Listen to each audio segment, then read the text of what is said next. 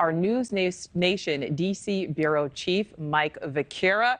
Vic, thank you for your time. This came as a surprise to some, not to all. But why does she say she doesn't fit in?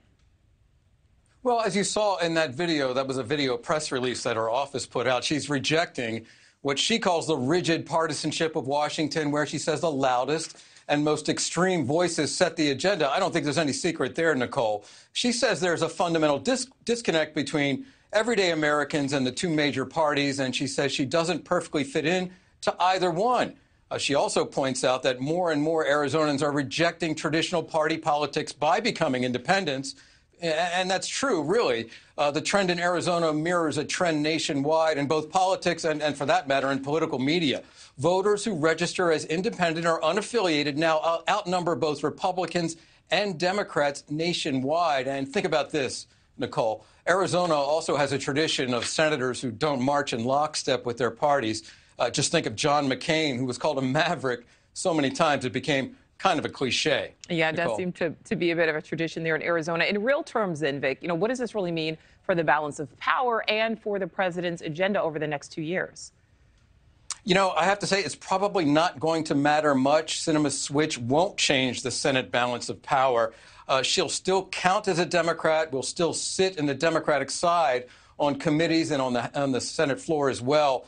There are already two independents, for example, in the Senate. Angus King of Maine and Bernie Sanders of Vermont both sit on the Democratic side of the aisle.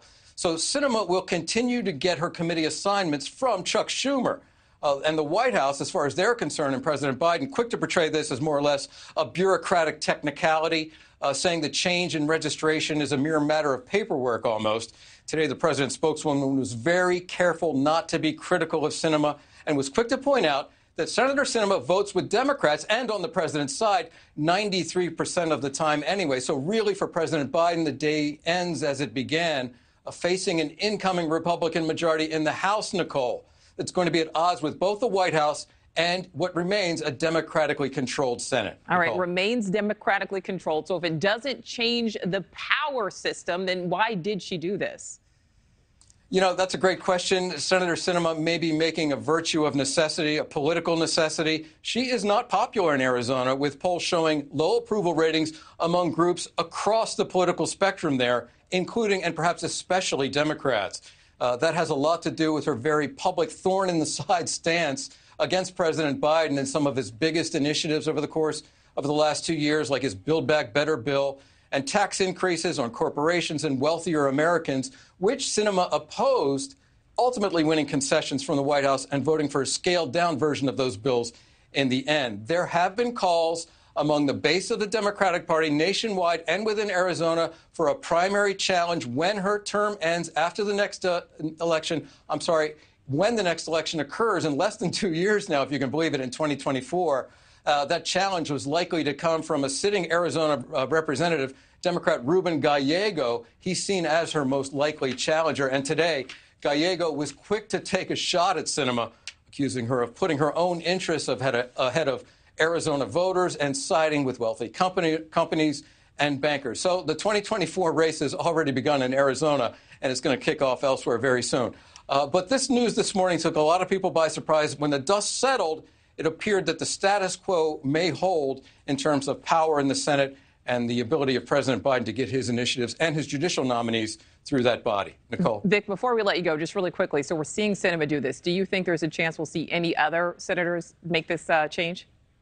Well, that's a great question, because all eyes are going to be now on Joe Manchin, of course, the Democrat from West Virginia, who is also up for re-election in less than 2 years, the next election cycle in 2024. There's always been speculation that Joe Manchin, after all, West Virginia has become such a deep red state, Arizona more of a purple state, perhaps even trending blue lately.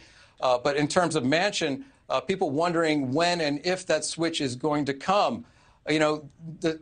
Manchin and Sinema had teamed up to block a lot of President Biden's agenda. And now that there's an extra vote in the Senate after this last election cycle and after Raphael Warnock won in Georgia, perhaps both of them have a little less leverage to do that, to block those initiatives. But Manchin is certainly somebody that people are going to be looking at. All right, Vic, thank you for that. Thank you for watching. Go to newsnationnow.com to find NewsNation on your television provider. And don't forget to click the red subscribe button below to get more of NewsNation's fact-driven, unbiased coverage.